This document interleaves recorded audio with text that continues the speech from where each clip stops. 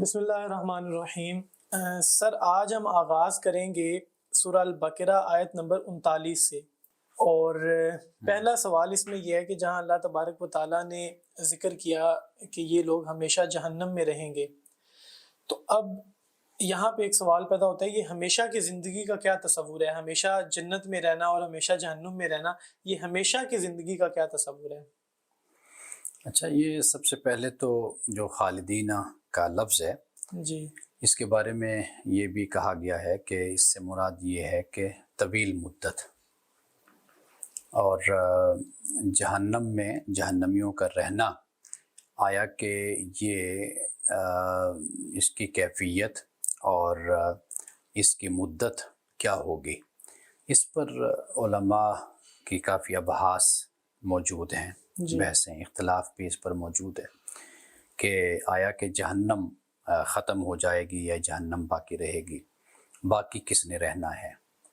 تو یہ ہمارے ہاں بڑی بحثیں چلتی آئی ہیں، اور اگر ہم دیکھتے ہیں غالباً ابن عربی کا اس حوالے سے نقطہ نظر، تو وہ کہتے ہیں جہنم تو رہتی ہے، رہے گی، لیکن اس کے اندر جو عذاب کا معاملہ ہوگا وہ ٹھنڈا ہو جائے گا، یعنی وہ کم کر دیا جائے گا اس سب طرح، کے لیے؟ یعنی جو بھی جہنم میں ہیں ان کے لیے۔ تو جہنم تو اپنی جگہ پر وہ مقام، وہ جگہ موجود ہے، جی لیکن اس میں جو رہنے والے ہیں وہ جو ایک عذاب کی انتہائی صورت تھی اس میں کمی واقع ہو جائے گی۔ ایسے بہت سے نظریات اور بہت سے مسائل ہمارے ہاں بیان کیے گئے ہیں۔ یہ ایک علیحدہ ٹاپک ہے، کسی وقت پھر اس پر ہم تفصیل سے جی، بات ویسے اس کریں میں گے۔ ایک ضمناً ایک سوال جی ذہن میں آ رہا ہے، جی کچھ لوگ کہتے ہیں کہ یعنی اتنا یہ سخت عذاب ہے ایک معصوم سے انسان کے لیے، جس نے دنیا میں آیا بھی اپنی مرضی سے نہیں ہے، اس کو پتہ بھی نہیں چلا کہ میں نے ایکسیپٹ کس کو کرنا تھا نہیں کرنا، اور پھر اتنا سخت عذاب کہ ہمیشہ کی زندگی بتائی جا رہی ہے اور ہمیشہ اس جہنم میں رہنا ہے۔ تو اچھا، پہلی یہ بات تو یہ ہے کہ سزا کا کبھی بھی آپ تعین نہیں کر سکتے، جی نہ آپ جرم کا تعین کر سکتے ہیں، نہ اس کے مطابق اس کی سزا کا۔ مثال کے طور پر کوئی شخص کسی کو کوئی تکلیف دیتا ہے، جی ٹھیک ہے نا، مینٹلی تکلیف دے رہا ہے، جس طرح ہمارے ہاں اسکینڈل بنائے جاتے ہیں، تہمتیں لگائی جاتی ہیں اور دوسرے کی زندگی کو عذاب بنا دیا جاتا ہے، تو اللہ کے ہاں جب اس کی سزا ہوگی تو اس سزا کا آپ کیا پیمانہ مقرر کر سکتے ہیں، ٹھیک ہے۔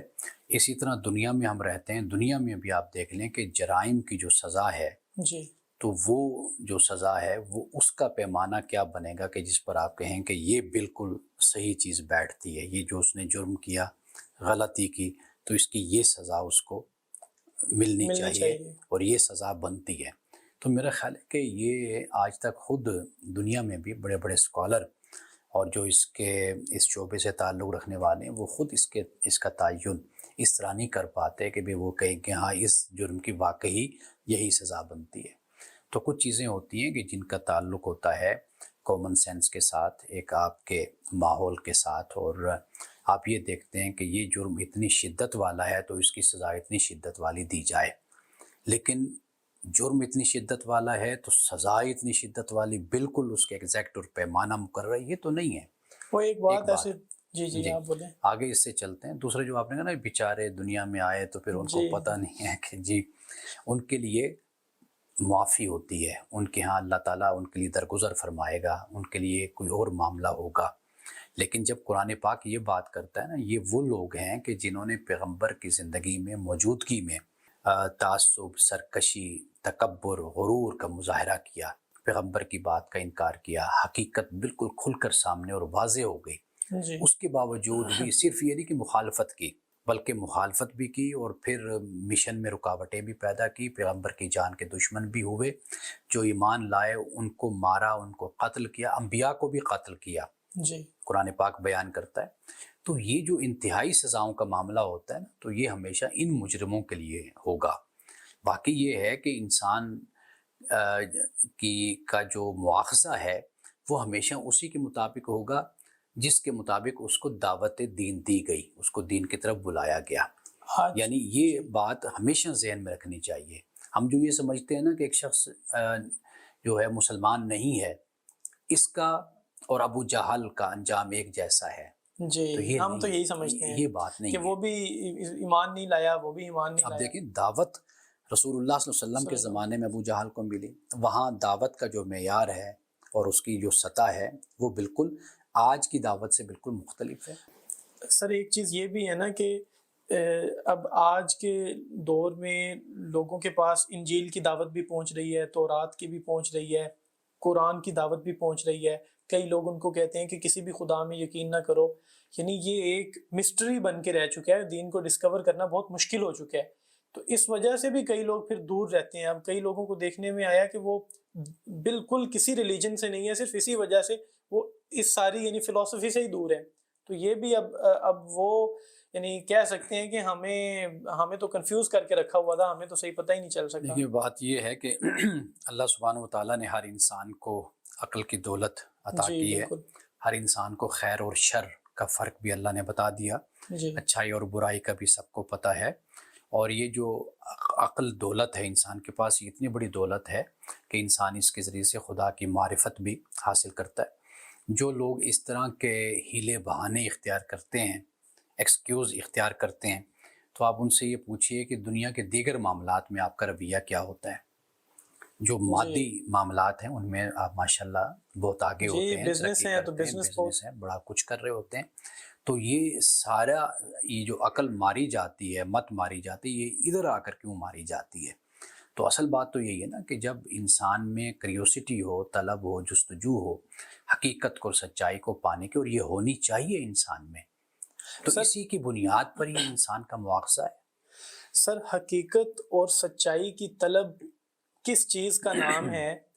ہمارے یہاں تو اگر ہم اپنے اسکالرس کو دیکھیں، ہم کئی اسکالرز ایک دوسرے کو نگلیکٹ کر رہے ہوتے ہیں کہ وہ بندہ تو صحیح قرآن کی تشریح نہیں کرتا، حالانکہ وہ قرآن کا عالم ہے. اسی طرح باقی مذاہب میں بھی دیکھ لیں تو جو ان کے علماء ہیں ان میں بھی یہ مسائل ہیں کہ وہ کہتے ہیں کہ یہ تو بندہ ہماری کتاب جو مقدس ہے اس کی صحیح تشریح نہیں کرتا، یہ تو اگر پوچھنی ہے تو ہم سے پوچھیں یا فلاں عالم کو پڑھیں. تو یعنی یہ چیز تو علماء میں بھی موجود ہے جنہوں نے اتنا عرصہ لگا دیا، اور وہ بھی اگر حق سچ تک صحیح طرح نہیں پہنچ پائے تو عام بندہ تو پھر بہت مشکل ہے. مجھے معلوم نہیں کہ آپ حق سچ کسے کہتے ہیں. میں وہی شاید آپ کے پوچھنا چاہ رہا ذہن میں یہ ہے کہ بھئی حق سچ آپ یہ سمجھتے ہیں کہ ایک عالم نے جو بات سمجھی اس جی کو اس نے بیان کیا تو وہی حق اور سچ بن گیا، اور جب دوسرے نے اسی بات کو دوسرے اینگل سے دیکھا تو وہ حق سچ بن گیا. حق سچ یہ نہیں ہے نا، یہ تو ایک اپنا استنباط ہے، ایک استدلال ہے، اپنا استخراج ہے، ایک انسان کا اپنا فہم ہے جس کو وہ سمجھ رہا ہے. جی حق سچ کی بات یہ ہو رہی ہے کہ اللہ کی ذات موجود ہے، رسول اللہ صلی اللہ علیہ وسلم تشریف لائے ہیں، آخرت موجود ہے، اللہ کی بارگاہ میں جانا ہے، انسان نے جواب دینا ہے. یہ حق اور سچ ہے کہ اللہ تعالیٰ نے انسان کو زندگی گزارنے کا ایک طریقہ دیا ہے. اب مجھے یہ بتائیے کہ اس پر کیا اختلاف کسی عالم کا ہوگا؟ نماز پر کتنے اختلافات آپ مجھے بتائیے کہ پائے جاتے ہیں. نماز فرض ہے، ہر مسلمان نے پڑھنی ہے.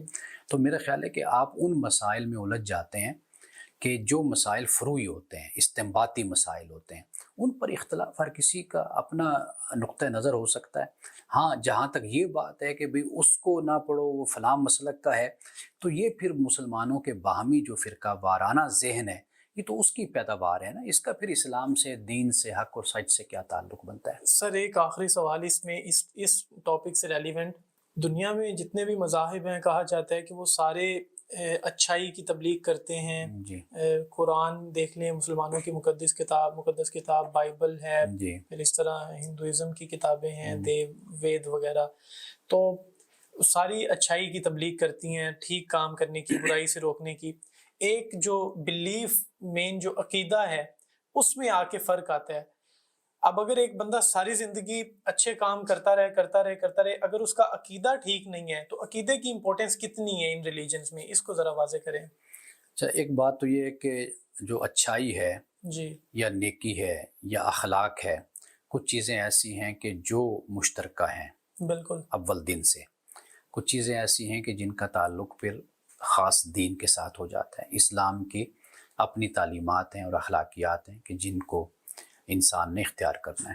مثال کے طور پر اگر آپ بااخلاق ہیں، جی آپ اس لیے بااخلاق ہیں کہ بھئی چونکہ مجھے اپنا بزنس لے کر چلنا ہے تو مجھے بااخلاق ہونا چاہیے. جی اچھا یہ ایک علیحدہ نقطہ نظر طریقہ ہو گیا. ایک یہ ہے کہ یہ میرے اللہ کا حکم ہے کہ میں اللہ کی مخلوق کے ساتھ نرمی سے پیش آؤں, محبت سے پیش آؤں, عدل و انصاف سے پیش آؤں, احسان سے پیش آؤں.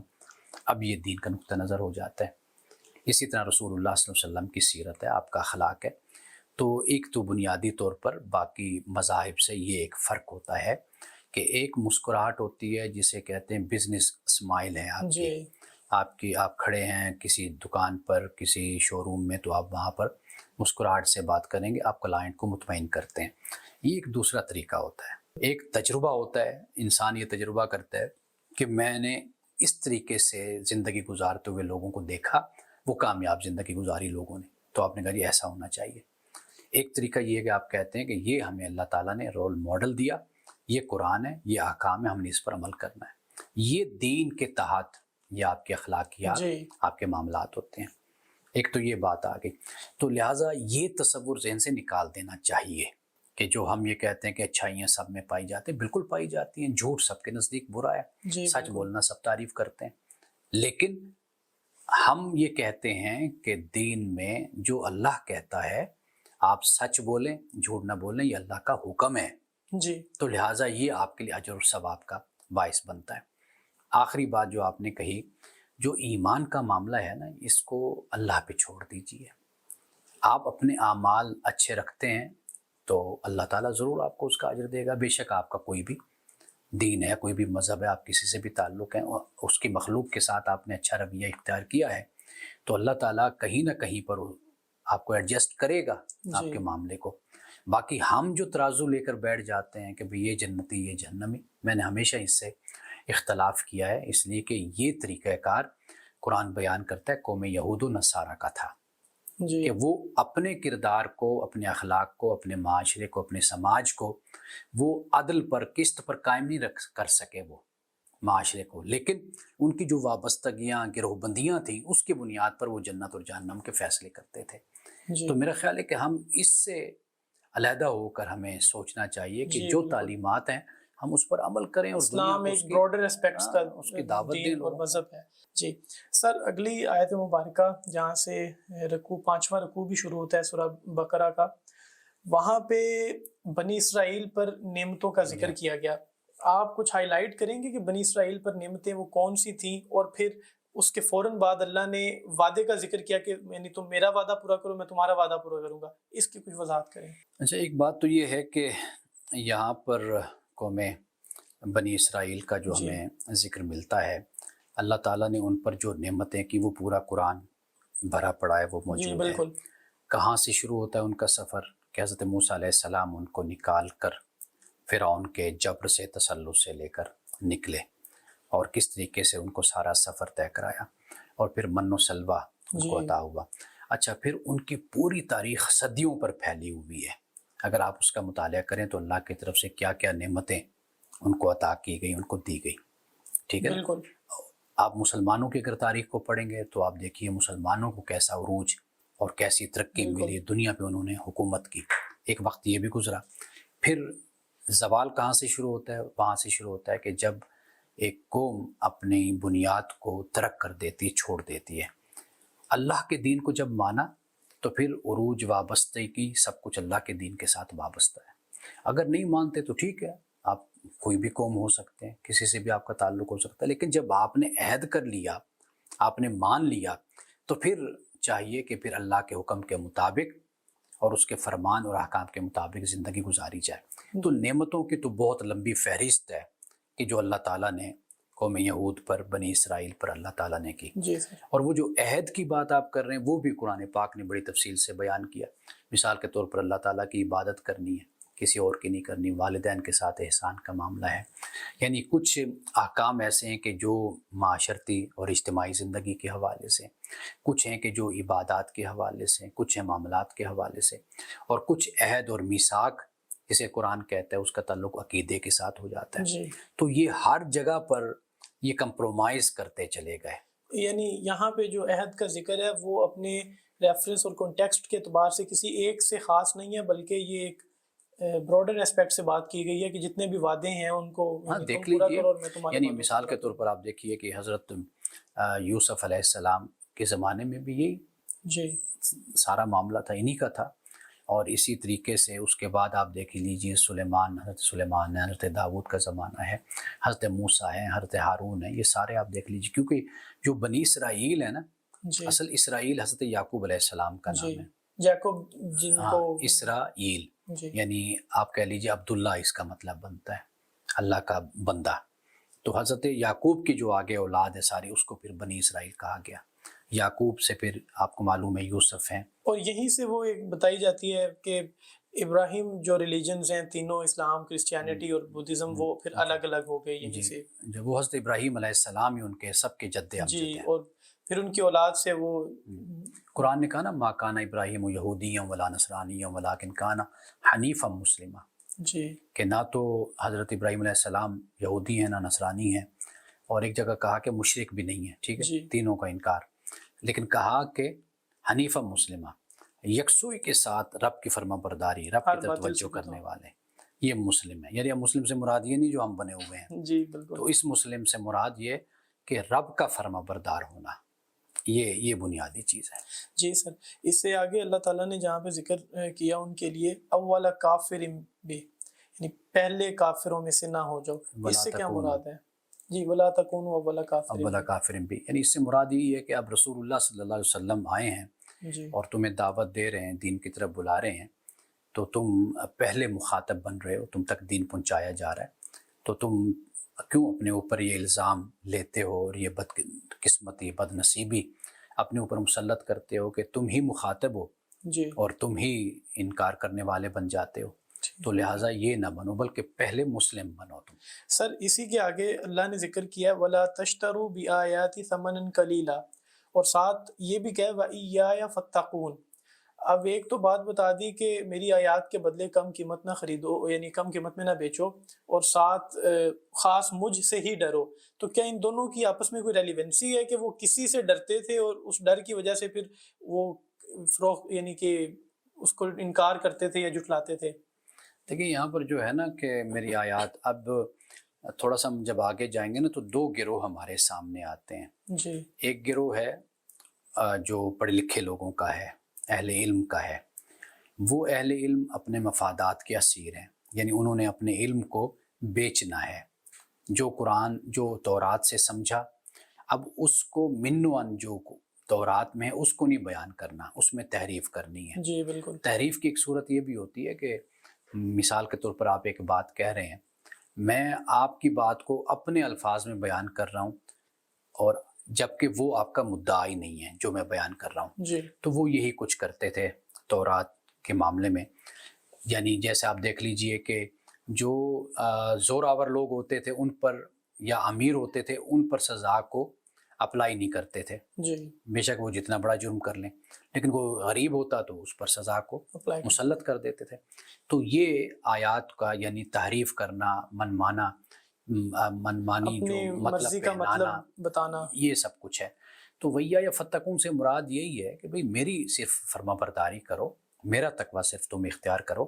یہ جو ادھر ادھر اپنے مفادات کی خاطر تم ڈرتے رہتے ہو دوسروں سے جی اور ان کی پیروی کرتے ہو، ان کی دلجوئی چاہتے ہو، تو اصل میری دلجوئی میں تمہارا جی مقصد ٹھیک ہو گیا. ہونا چاہیے. عام طور پہ ہم کسی کو تبلیغ کر رہے ہوتے ہیں، اگر ہم خود اس پہ عمل نہیں کر رہے تو ہمیں یہ بھی جواب ملتا ہے کہ اللہ نے قرآن میں فرمایا تأمرون الناس بالبر وتنسون انفسکم، یعنی خود پہلے عمل کرو اس کے بعد آگے تبلیغ کرو. اگر کوئی شخص خود عمل نہیں کر رہا لیکن آگے وہ صحیح تبلیغ کر رہا ہے تو کیا یہ رویہ ٹھیک ہے؟ دیکھیے بات یہ ہے، جی یہاں پر ایک خاص جو رویہ ہے بنی اسرائیل کا، ان کے علماء کا، اہل جی ذکر کا، قرآن پاک نے در حقیقت اس کو یہاں پر ہائی لائٹ کیا ہے. وہ جو ان کا اجتماعی رویہ تھا، ان کا اجتماعی رویہ یہی تھا کہ وہ دوسروں کو تو بڑی نصیحت کرتے تھے، جی بڑی تعلیم دیتے تھے، لیکن وتنسون انفسکم، خود کو وہ بھلا دیتے تھے. اب آپ یہ دیکھ لیجئے نا کہ دوسروں کے لیے اچھا وکیل، دوسروں کے لیے جج بن جانا، اپنے لیے وکیل بن جانا، جی یہ ایک عمومی رویہ ہے. یعنی آپ ایک طرف دیکھتے ہیں کہ قوم کا کریکٹر ہی نہیں ہے جی یا خاص طبقے کا کریکٹر نہیں ہے، لیکن آپ یہ بھی دیکھتے ہیں کہ جب کوئی ایشو اٹھتا ہے تو سب سے پہلے ڈنڈے لے کر وہ آگے کھڑے ہوتے ایسے ہیں. ہی ہے بالکل. ٹھیک ہے نا. یہ وہ رویہ ہے جس کو یہاں پر بیان کیا گیا ہے. اب وہ جو ڈنڈے لے کر آگے پہنچے ہوتے ہیں، اب ان کے اپنے مفادات ان کے پیش نظر ہوتے ہیں، وہ سیاسی ہو سکتے ہیں، وہ مذہبی ہو سکتے ہیں، اور یہ جو تحکمانہ رویہ ہے کہ ہم چاہتے ہیں کہ بس ہمارا اقتدار، ہماری حکومت قائم ہو، لوگوں پر جبراً بے شک قائم ہو جائے، جی یہ جو رویہ ہے قرآن پاک در حقیقت اس بات کو بیان کرتا ہے کہ تأمرون الناس بالبر وتنسون انفسکم وانتم تتلون الکتاب افلا تعقلون، کہ لوگوں کو تو بڑی نصیحتیں کرتے ہو، خود اس نصیحت پر تم عمل نہیں کرتے، ٹھیک ہو گیا. کتاب بھی پڑھتے ہو اور ساتھ یعنی عقل سے پھر کام بھی نہیں لیتے. ضروری ہے کہ ہم اس کا ریفرنس کانٹیکسٹ جو ہے وہ ذہن میں رکھیں. لیکن یہ جو بات جی آپ نے کہی ہے نا کہ بھئی اگر ایک شخص دوسرے کو نصیحت کر رہا ہے جی خود اور عمل نہیں خود کر اس پر رہا. عمل نہیں کر رہا، تو آپ دیکھیں یہ تو بہت ہی خطرناک بات ہو جاتی ہے نا. مجھے اگر اپنی بات پر شرح صدری نہیں ہے، ایمان ہی نہیں ہے، یقین ہی نہیں ہے، جی اگر وہ اتنی بات میرے دل میں اتری ہوتی، مجھے ایمان اور یقین ہوتا، پہلے میں نہ کرتا. تو مطلب یہ ہے کہ یہ صرف میں نے اپنا ایک کاروبار ہی بنایا نا، پروفیشن ہی بنایا. جی یعنی جیسے کوئی پروڈکٹ ہوتی ہے، آپ نہیں خریدتے، اپنی دکان میں ہوتے، آپ کو آ کر کہے جی مجھے تو بیچ رہے ہو، خود بھی تو خریدو، تو آپ بالکل کہیں گے بھئی میں تو کاروباری بندہ ہوں، تاجر ہوں، میں تو بیچنے کے لیے بیٹھا ہوا ہوں نا. تو دین کوئی بیچنے کی چیز تو نہیں ہے نا کہ آپ خود نہیں عمل کر رہے، خود اختیار نہیں کر رہے، خود نہیں پہن رہے، لیکن آپ اس کو آگے بیچ رہے ہیں. تو دین یہ چیز نہیں ہے، دین بالکل سب سے پہلے خود اپنے اوپر اپنے نافذ اوپر کرنے کا نافذ کرے. نام ہے. ٹھیک ہو گیا سر. اللہ تبارک و تعالیٰ نے فرمایا وَاسْتَعِینُوا بِالصَّبْرِ وَالصَّلَاةِ، نماز اور صبر سے مدد کیسے حاصل کی جا سکتی ہے؟ جب آپ معاشرے میں اترتے ہیں نا تو آپ کو جو سامنا کرنا پڑتا ہے معاشرے کا حق بات پر، تو وہاں پر آپ کو صبر کی ضرورت ہوتی ہے. اور اللہ کی بارگاہ میں جب آپ کھڑے ہوتے ہیں نا، وہ صلاۃ ہے. صلاۃ میں کیا ہوتا ہے کہ آپ اللہ کی بارگاہ میں سراپا عجز و انکساری کا پیکر بن کر آپ اللہ سے مدد مانگتے ہیں، دعا کرتے ہیں، یہ صلاۃ ہے. اور جب آپ معاشرے میں جاتے ہیں، آپ کو ریاکشن ملتا ہے، رد عمل ملتا ہے، ایک ٹکراؤ ملتا ہے، تو پھر وہاں پر آپ کو صبر کی تلقین اللہ تعالیٰ نے کہی ہے. تو یہاں پر جو استعانت سے مراد ہرگز کوئی ایسا مطلب نہیں ہے کہ بھئی کوئی غیر اللہ سے کچھ مدد مانگی جا رہی ہے. تو یہاں پر مراد یہ ہے کہ یہ دو خوبیاں اپنے اندر پیدا کرو. کریں. یہ ضروری ہے. جب آپ بات کرتے ہیں تورات کی یا قرآن کی بات کرتے ہیں، تعلیم کی بات کرتے ہیں، تو سب سے پہلے آپ کا اپنا پیکر، آپ کا اپنا وجود سراپا اس پر ڈھلتا ہوا نظر آنا چاہیے. جی سر، اللہ نے خود ہی قرآن میں فرمایا ہے کہ یہ تم پر بھاری ہے. جی اور یہاں سے مراد نماز ہے کہ نماز تم پر بھاری ہے. صبر بھی بھاری ہے. جی یعنی اس سے مراد یہی ہے کہ ہمارے لیے کیونکہ پڑھنا مشکل ہے اور ہمیں ذرا بڑا مشکل لگتا ہے، خاص طور پہ آج کل کی جنریشن کے لیے نماز کے لیے جانا مسجد میں. حالانکہ آج کل تو سہولیات بھی بہت زیادہ آ گئی ہیں. تو تھوڑی سی کنفیوژن یہ ہوتی ہے کہ کیا قرآن تو کیونکہ ہر دور کے لوگوں کے لیے ہے نا، ہم سے جو 1200-1300 سال پہلے کے لوگ تھے ان کے لیے بھی، ہمارے لیے بھی، آج ہمارے لیے تو سہولتیں بھی بہت زیادہ آ گئی ہیں. تو نماز ویسے کی ویسے ہی بھاری ہے جیسے پہلے بھاری تھی، یعنی ان لوگوں کے لیے بھی یا اب قیامت تک آنے والے لوگوں کے لیے بھی یہ ویسے ہی رہے گی. یعنی اس کا کیا مفہوم ہے؟ لیکن آگے خود اللہ تعالیٰ نے استثناء بھی کر دیا نا، جی وَإِنَّهَا لَكَبِيرَةٌ إِلَّا عَلَى الْخَاشِعِينَ. خشوع کرنے والوں پر، جو اللہ کی بارگاہ میں عاجزی اختیار کرتے ہیں جی اور اللہ کا اپنے آپ کو ایک عاجز بندہ خیال کرتے ہیں، ان کے لیے نماز بھاری نہیں ہوتی، بلکہ نماز ان کو زیادہ لطف دیتی ہے، کیونکہ وہ عبدیت کا اظہار اپنے رب کی بارگاہ میں کرتے ہیں. سر یہ جو بات ہے نا، جب تک ہم اللہ کے حق کو نہیں پہچانیں گے تب تک نماز کا بھی مزہ نہیں آئے گا. اللہ کا حق جو ہے نا، ہم والدین کو بڑی اہمیت دیتے ہیں. کیوں؟ کہ جی ہم پیدا ہوئے، انہوں نے ہمیں کھلایا پلایا، تعلیم دی، آج تک ہمیں وہ سپورٹ کرتے ہیں، تو ہم کہتے ہیں جی یہ والدین کا حق ہے، یہ بہن بھائی. بھائی والدین، اولاد یا بہن بھائی، ان کے حق کے بارے میں تمہیں بتایا کس نے ہے؟ اس نے بتایا ہے کہ جس کا حق سب سے بڑا حق ہے وہ اللہ کا حق ہے. جی یہ زندگی، یہ موت، یہ نعمتیں، یہ آسائشیں، یہ سب کچھ، یہ کائنات، یہ دنیا، یہ سانس لینا، ہمارا دیکھنا سننا بولنا، یہ سب کچھ اسی کی نعمت ہے، اسی کا احسان ہے. جب یہ اس کا ادراک ایک انسان کو ہوتا ہے نا، تو پھر وہ اللہ کے حق سے کبھی بھاگتا نہیں ہے. تو یہاں پر در حقیقت جو نماز کے بارے میں کہا کہ یہ بھاری ہیں لیکن خشوع کرنے والا، واضح بات ہے کہ جو جس میں خشوع ہوگا، عاجزی ہوگی، جو اللہ کے حق کو پہچانے گا تو اس کا رویہ بالکل مختلف ہوگا۔ جی سر، ایک چیز بس رہ گئی ہے جو میں آپ سے شیئر بھی کروں گا۔ یعنی آج کے سرویز کو دیکھا جائے تو ایسے لگتا ہے جیسے 95% لوگ ایسے موجود ہیں، شاید اس سے بھی زیادہ موجود ہوں، جو یعنی اتنے خشوع و خضوع کے ساتھ نماز نہیں پڑھ پاتے، یا وہ ان مسائل کا شکار رہتے ہیں، بعض کا دوبارہ دل بھی نہیں کر رہا ہوتا، لیکن ایک مجبوری سمجھ رہے ہوتے ہیں کہ یہ اب فرض ہے تو ہم نے ہر صورت میں ادا کرنی ہے۔ تو یہ بہت اچھی بات ہے۔ بہت اچھی اگر بات ہے۔ وہ مجبوری سے جیسا بھی ہے، دل جی چاہتا ہے نہیں چاہتا، دیکھیں ذمہ داری ہوتی ہوئی ہے، جیسے آپ صبح 9 بجے پہنچ جاتے ہیں، آپ کہتے ہیں جی جی بخار ہے یا طبیعت میری ٹھیک نہیں تھی، لیکن جو بھی تھا میں آ گیا ہوں کیونکہ میری ذمہ داری ہے، ڈیوٹی ہے، تو ڈیوٹی ہے۔ اللہ کی بارگاہ میں آپ کا جو بھی موڈ ہو، جیسا بھی ہو، آپ لیکن وہ پہنچنا ہے۔ پریشان رہتے ہیں نا کہ خشوع و خضوع نہیں حاصل ہو رہا، دوبارہ جانے کو ایسے دل نہیں کرتا نا، کہ دل بس وہ مجبوری سمجھ کے جاتے ہیں۔ ان کی مجبوری سمجھ کے جائیں، آپ جائیں بس۔ جائیں ضرور، اسی طرح جیسے آپ اپنی ڈیوٹی پھر دے رہے آہستہ آہستہ دل ہیں۔ بھی۔ کتنے بچے ہیں جو اسکول جا رہے ہوتے ہیں، جی کتنے بچے جو کالج جا رہے ہوتے ہیں، یونیورسٹی جا رہے ہوتے ہیں، لیکن بالکل، جاتے ہیں۔ اگر آپ بچوں پر چھوڑ دیں نا، انسانوں پر وہ نہیں معاملہ، جائیں گے۔ وہ تو کبھی بھی نہ کچھ کریں۔